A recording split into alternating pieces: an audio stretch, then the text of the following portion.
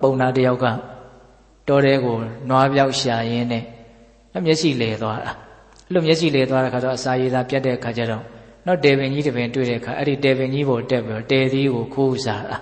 ာအဲ့ဒါတေကိုင်းကကြိုးကြတဲ့ခါကျတော့အံ့ဩစရာပါပဲအဲ့ဒီတေကိုင်းကလည်းအမြင့်ကြီးအရှိကြီးထွက်လာဆိုအောက်ကကြောက်သေးထိကြာသွားအဲ့ဒီကြောက်ကရေတွင်းလိုကြောင်မျိုးဖြစ်နေတယ်ပြန်မတက်နိုင်အဲ့ဒီတဲ့ကဲမဲ့လူမရှိယူမဲ့လူမရှိအကြီးအကျယ်သူဒုက္ခရောက်တယ်အဲ့ဒါနဲ့တအော်ဖြစ်နေတဲ့ခါကျတော့အဲ့ဒါကိုဘုရားလောင်းမြောက်ကကြားတဲ့အခါငါကဲမယ်ဆိုတော့သူဘာလုပ်လဲဆိုတော့အဲ့ဒီတွင်နှခေါင်းဝါကိုသွားပြီးတော့သူ့ကိုကဲမယ်ဆိုတဲ့အမူအရာပြတော့လူကအားကိုးတာပေါ့မြောက်ကြီးကိုမြောက်ကလည်းတော်တော်ကြီးတယ်အဲ့ဒါနဲ့ဘုရားလောင်းကအဲ့ဒီတွင်ထဲကိုဆင်းသွားတယ်ဆင်းသွားပြီးတော့လူကိုအရင်မကယ်သေးဘူးလူကိုပခုံးပေါ်တင်ပြီးတော့သူခုန်နေတာဒါပေမဲ့တကယ်လို့နိုင်တော်ရှိမနိုင်တော်ရှိမနိုင်ရင်လူဒုက္ခရောက်လိမ့်မယ်ကဲရပြီးတော့အကျိုးမပြီးမှဆိုလို့ဘာလို့တုံးဆိုတော့လူလောက်လေးတဲ့ကြောက်တုံးကြီးတုံးကိုသူ့ရဲ့ပခုံးပေါ်ထမ်းပြီးတော့အရင်ခုန်ကြည့်တယ်တဲ့ဟုတ်လားအဲ့ဒါလိုခုန်ကြည့်တော့အောင်မြင်သွားတော့မှပြန်ဆင်းလာပြီးတော့အဲ့ဒီပုံနာကိုပခုံးပေါ်တင်ပြီးတော့ခုန်ပလိုက်တယ်အဲ့ဒါအောင်မြင်သွားရောဟိုပေါ်ရောက်သွားတဲ့အခါကျတော့ကြောက်တုံးကြီးကိုခုံအားထမ်းပြီးတော့ခုံရတာကတစ်ချိန်နောက်လူကိုထမ်းပြီးတော့ခုံရတာကတစ်ချိန်ဆိုသူအရင်ပင်ပန်းသွားအောင်ဒီလူကိုထမ်းပြီးတော့ဒီဟာကိုခက်ရခက်ချေသူတက်ရတာဟုတ်အဲ့တော့အရင်ပင်ပန်းသွားတဲ့အခါကျတော့တော်တယ်မှာချင်းသေးတွေကြားတွေကလည်းရှိနေတာဆိုတော့အဲ့ဒီပုံနာကိုနော်ပုံနာရဲ့နော်ပေါင်ပေါ်မှာခေါင်းခုပြီးတော့အိပ်ပြရစီဆိုတော့သူအိပ်တာခဏနားတာပေါ့အဲ့တော့ပုံနာကလည်းအစာရည်သာငတ်ပြက်နေဆိုတော့တော်တော်ပိန်းလိမ့်နေအဲ့သူ့ပုံပေါ်မှာမြောက်ကြီးကအိပ်နေသူ့အသက်ကိုကယ်ခဲ့တဲ့မြောက်ပေါ့အဲ့ဒီမြောက်ကြီးကိုမြင်တဲ့အခါကျတော့ပုံနာကဘာစိတ်ကူးတော့ဆိုတော့နွားပြောက်သွားရှာတာနွားကလည်းမတွေ့ခဲ့ဒီတိုင်းလက်ချီအိမ်ပြန်တော့လည်းပဲအိမ်အပြန်ကမလှအိမ်ကဇနီးမယားကဆူတော့မှာပဲအဲ့တော့အ ਨੇ ဆုံးဇနီးမယားမျက်နှာလှုပ်ရဖို့အတွက်ငါဘာလုပ်မလို့ဆိုတော့ဒီကြောက်ကြီးကိုဒီမြောက်ကြီးကိုပဲကြောက်ခဲတုံးနဲ့ထုပြီးတော့မြောက်ကြီးကိုပဲမြောက်သားစားဖို့အတွက်ငါယူသွားတော့မယ်လို့သူအဲ့လိုစဉ်းစားတာအလွန်ရက်စက်တဲ့စိတ်ပေါ့နော်အဲ့ဒါနဲ့အနားမှာရှိတဲ့ကြောက်ခဲတုံးနဲ့အိတ်နေတဲ့မြောက်ကိုတခါတည်းထုချလိုက်တာဒါပေမဲ့သူကအယံအားနေနေတဲ့အတွက်ကြောင့်ထိထိမိမိသူမထုနိုင်အဲ့တော့မြောက်ကြီးကလည်းပဲအလွန်ကြီးတဲ့အတွက်ကြောင့်နော်သေလောက်အောင်မဖြစ်ဖဲနဲ့ရုတ်တရက်ဘုံဆိုသူထန်ပြေးတာဒါပေမဲ့ခေါင်းကတော့ကွဲရသွားပြီးတော့သွေးတွေကတော့တန်းတန်းကျတာအဲ့မှာသူကကြည်သေးတယ်ဒီလူကထုတယ်လို့မထင်ဘူးဘုရားလောင်းကအဲ့တော့နဲ့ဘေးဘီကိုကြည်တယ် DNA ဘယ်ကလာတော့ဘာမှလည်းမတွေ့ဘူးအဲ့ဒီသေချာကြည့်တော့မှပုံနာလက်ထဲမှာကြောက်ခဲတွေ့တော့သူဘာပြောတော့ဆိုတော့အော်လောကကြီးမှာဒီလိုလူရဲလို့လဲရှိနေသေးတယ်ကိုအံ့ဩတယ်အကြီးကြီးအံ့ဩတယ်အဲ့ဒါနဲ့သူတစ်ပင်ပေါ်တက်ပြေးတာတစ်ပေါ်တက်ပြေးတော့သေချာကြည့်နေအဲ့လိုသေချာကြည့်နေတော့မှအောက်ကလူကစဉ်းစားတယ်ဘာစဉ်းစားမိတော့ဆိုတော့ငါကြောက်သေးကပဲလွတ်သေးတာငါတောသေးကမလွတ်သေးဘူးသူမျက်စိလဲနေတာတော့ပြင်ဘက်ကို तू မထွက်နိုင်ဘူး तू ကြောက်သေးကပဲလွတ်ခါပဲရှိသေးတယ်ဒါ तू သတိမေ့နေတယ်အဲ့ဒီကျမှ तू ငိုပြန်တယ်တဲ့အကူကြီးတောင်းပန်တယ်ငါကြောက်ကပဲလွတ်သေးတာငါပြင်ဘက်ကိုမထွက်တတ်ဘူးဆိုတော့အဲ့ဒီမှာဘုရားလောင်းကအဲ့လိုဆိုရင်တင်တဲ့အတူတူတော့ငါလိုက်ပြီးတော့လမ်းမပြရဲတော့ဘူးတင်တဲ့အတူတူလိုက်မယ်ဆိုတော့ငါလောက်မိုက်တယ်လို့မရှိတော့ဘူးဖြစ်တော့မယ်ဟုတ်လားအဲ့တော့ဘာလုပ်မလို့ဆိုတော့ငါကအပင်အပေါ်ကနေသွားမယ်အဲ့တော့ငါရဲ့သွေးဆက်ကြတဲ့နောက်ကိုမင်းလိုက်ခဲဆိုတော့တစ်ပင်ပေါ်ကနေတပင်ပြီးတပင်ကူးသွားတာအဲ့ဒီပုံနာအဲ့ဒါအဲ့သွေးဆက်ကြအကြောင်းလေးရှောင်းလိုက်လာပြီးတော့တောရဲ့အပြင်ဘက်ကိုလူတွေနေတဲ့နေရာကိုရောက်သွားလွတ်မြောက်သွားတော့အဲ့ဒါနဲ့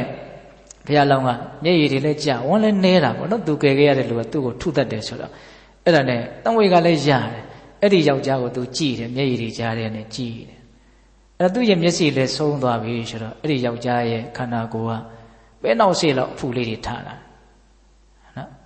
်အဲ့ဒီပဲနောက်စေးလောက်ကနေကလိန်စေးလောက်ဖြစ်လာတယ်ကလိန်စေးလောက်ကနေပြီးတော့ဒိုးလောက်ကနေကြက်ဥလောက်အကြီးတွေအလုံးကြီးတွေဖြစ်လာပြီးအဲ့ဒါလည်းအကုန်ပေါက်ကွယ်ပြီးတော့တခါတည်းရုပ်တရက်လူပြိတ္တာကြီးတယောက်လိုဖြစ်သွားတယ်အဲ့သူအိမ်လည်းမရောက်တော့ဘူးစိတ်တွေပါလေလည်းသူတိတ်ပြီးတော့မမှန်တော့တယ်လို့မျိုးဖြစ်သွားတာအကြီးအကျယ်နော်ဆိုးွားတဲ့စေတနာနဲ့ဆိုးွားတဲ့ကံတရားကိုလွန်ကျူးခဲ့တဲ့အတွက်ကြောင့်တောက်လျှောက်တခါတည်းအကျိုးပေးတာဒိဋ္ဌဓမ္မဝေဒနိယကံပေါ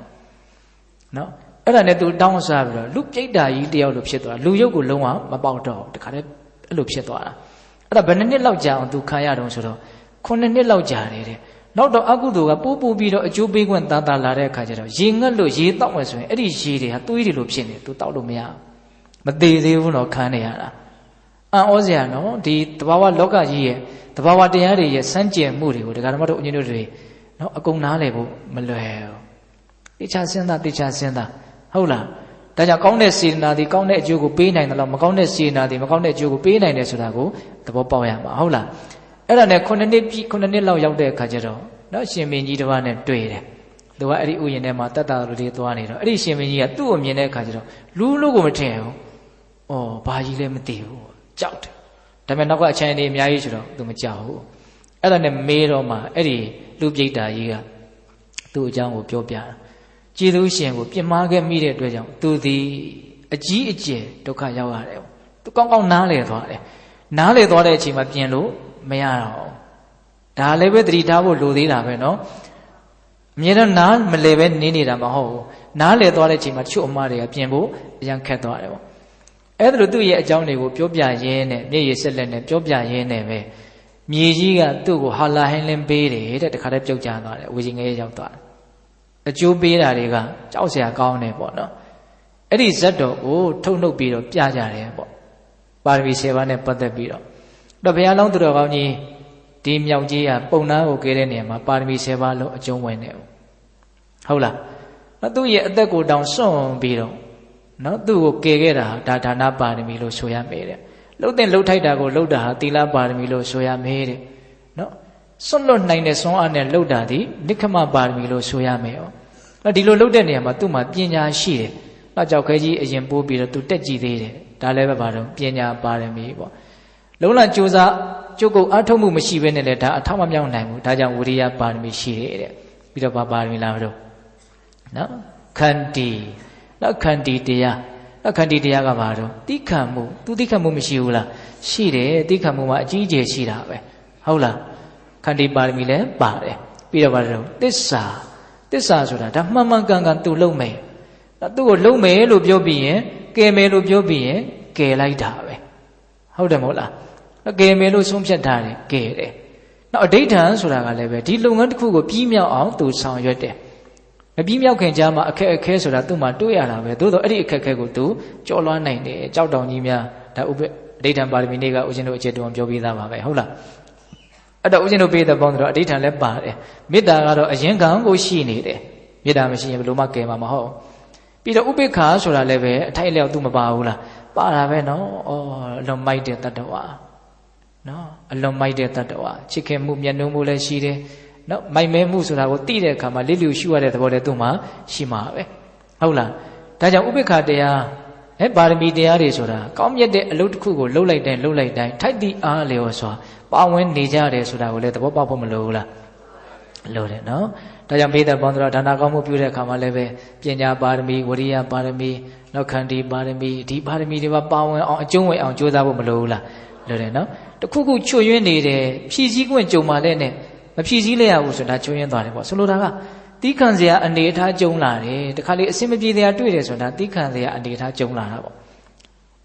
ပို့ပြီးတော့ဦးဇင်းတို့ကိုတော့မကျင့်နိုင်ပါဘူးကြီးကျယ်တဲ့စကားလုံးနဲ့ပြောရမယ်ဆိုရင်အစင်မပြေတာတွေတွေ့လာတယ်ဆိုတာခန္တီပါရမီဖြစ်ဖို့အတွက်အခွင့်အလမ်းတစ်ခုလို့ဆိုမယ်ဆိုရင်မဆိုနိုင်ဘူးလား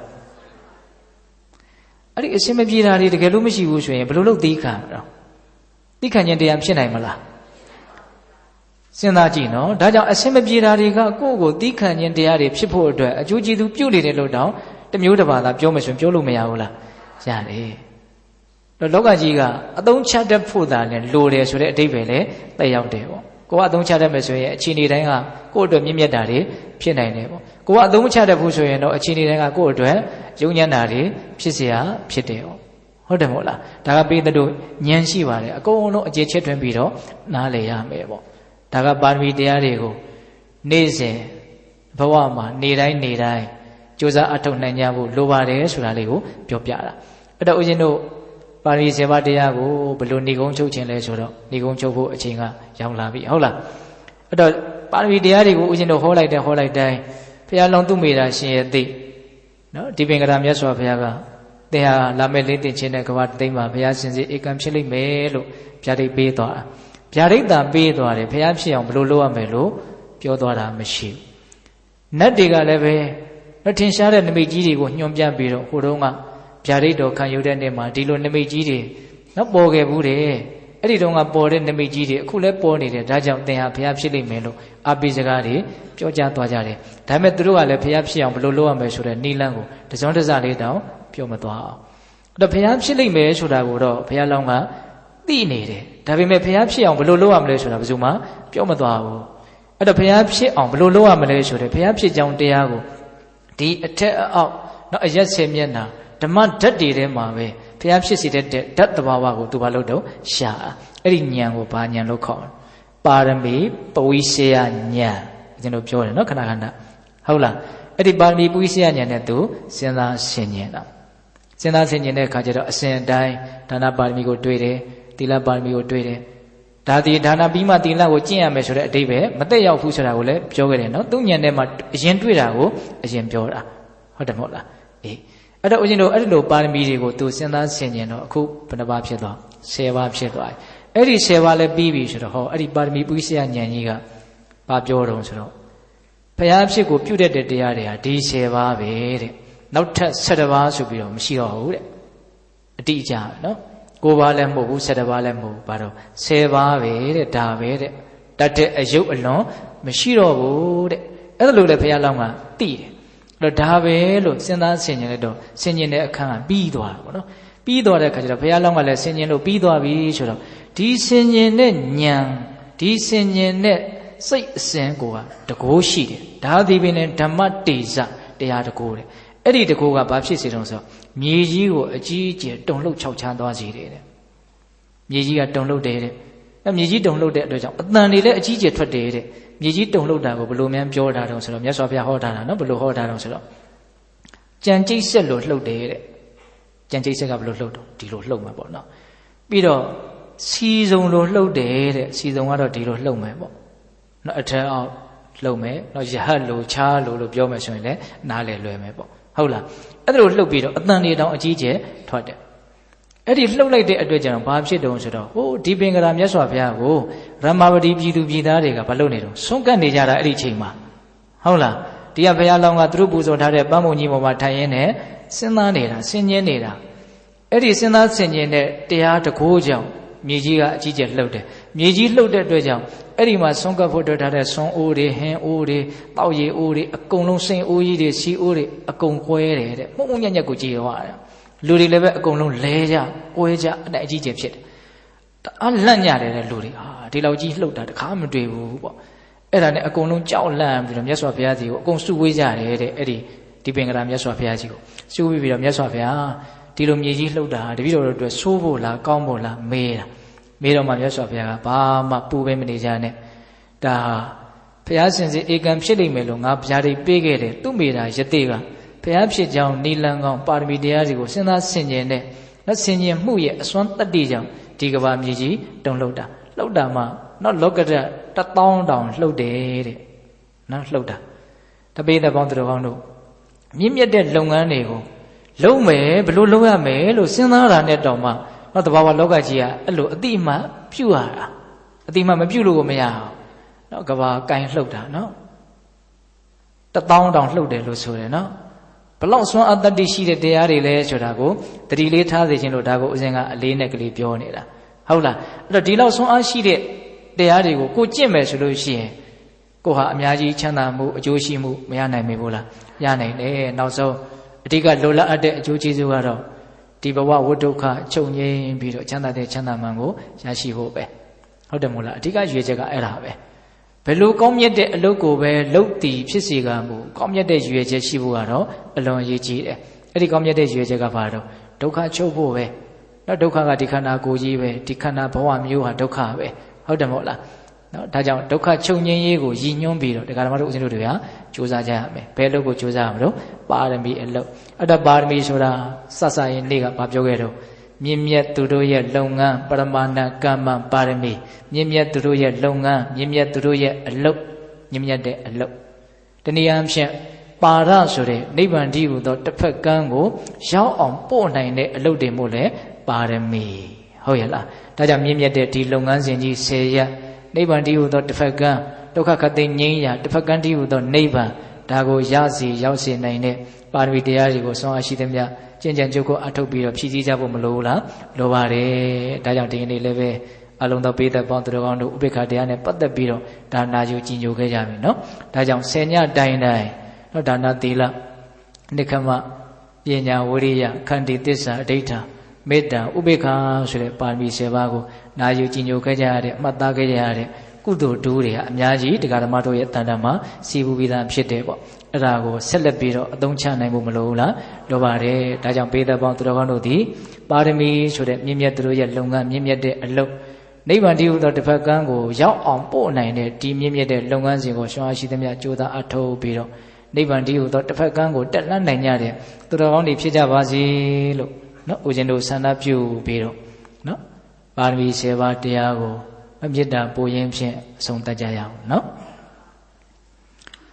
ဝါတုတဗ္ဗမင်္ဂလာရကံတုတဗ္ဗဒေဝတာတဗ္ဗဗုဒ္ဓနုဝဝေနတရာဒုက္ခိဘွန်တုတိဘဝတုတဗ္ဗမင်္ဂလာရကံတုတဗ္ဗဒေဝတာတဗ္ဗဓမ္မနုဝဝေနတရာဒုက္ခိဘွန်တုတိဘဝတုတဗ္ဗမင်္ဂလာရကံတုတဗ္ဗဒေဝတာတဗ္ဗသံဃာနုဝဝေနတရာဒုက္ခိဘွန်တုတိဒေတုမကတေတရားနာပိတပေါင်းသူတော်ကောင်းတို့စာတာအလုံးသောတတ္တဝအနန္တတို့အားတဗ္ဗမင်္ဂလာလောကီလောကုတ္တရာကောင်းဆိုသည်မြတ်မင်္ဂလာဝဝတိဘဝတို့ကောင်းစွာမသိဖြစ်တော်မူကြပါစေတည်းတဗ္ဗဒေဝတာမိမိတို့ခန္ဓာကိုယ်မှာစောင့်ကြနေကြကုန်သောနတ်မိမိတို့အိမ်မှာစောင့်ကြနေကြကုန်သောနတ်မိမိတို့သာသနာမိမိတို့ကဘာမှာစောင့်ကြနေကြကုန်သောနတ်မျက်နှာကောင်းနာပေါင်းတို့ကလည်းပဲရက္ခဏ်တို့ကောင်းစွာမသိစောင့်ရှောက်တော်မူနိုင်ကြပါစေတည်းတဗ္ဗဗုဒ္ဓနုဘဝေနခေငါဝါလူသေးစုမကပွင့်တော်မူကြတဲ့သုတ္တရတာဘာဘုရားရှင်ကိုတော်မြတ်တို့ရဲ့တကုတေဇောအနုဘောတော်တို့ကြောင့်၎င်းတဗ္ဗဓမ္မနုဘဝေနမေလီရန်ဘူရိရနိဗ္ဗာန်ပရိတေယဆိုသောစေရန်တော်တရားတော်မြတ်တို့ရဲ့တကုတေဇောအနုဘောတော်တို့ကြောင့်၎င်းတဗ္ဗတံဃာနုဘဝေနမေကထံ၄ရောက်ဗလထံ၄ရောက်ဆိုသောရှေယောတော်ရိယတံဃာရှင်မြတ်တို့နှင့်တကွသီလကိုသမာဓိကိုပညာကိုတို့နဲ့ပြည့်စုံတော်မူကြတဲ့သမုဒိတံဃာအရှင်ကောင်းရှင်မြတ်ပေါင်းတို့ရဲ့တကုတေဇောအနုဘောတော်တို့ကြောင့်၎င်းတရားနေရောညပါဘေကမဆိုင်ချိန်ရှိတိုင်းချိန်ရှိတိုင်းဒုက္ခိကိုစိတ်နှပြကြောင်းမှာချမ်းသာရရှိကြကုန်သည်ဘဝတို့ကောင်းစွာမသွေဖြစ်တော်မူကြပါစေတည်း